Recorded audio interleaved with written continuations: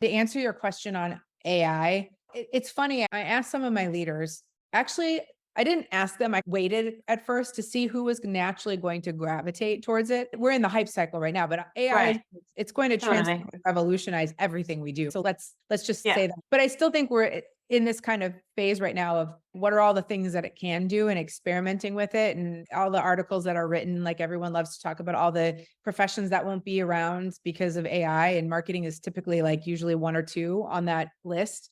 So I let my team, I actually was watching my team to see who was leaning in. It's funny, it's just like looking at any technology adoption curve. I have certain teams that are the early adopters, and they went in there and they went straight to figure out what are the use cases of using AI, and they went to legal to understand the privacy and the copyright considerations with it.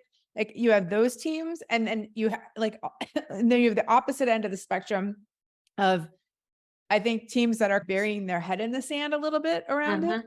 And funny enough, those are maybe, or not maybe funny enough, those are typically the teams that are probably the most susceptible to getting disrupted by it. Hmm. Um, Roles that do generate content. I did tell my team, I wanted every group to figure out what are a couple of use cases where we can experiment with AI. And I think the team is all coming back around this, rallying around this notion of it doesn't replace, but it helps to augment and accelerate. So you can have it give you a baseline in which to work from. So you're not trying to start from scratch, and you can take something and then put the art on it. But it helps you do things faster. And so I think that's where we'll end up, is it's an augmentation and acceleration vehicle, not really an outright replacement. There might be some areas, but I think by and large, you still need humans.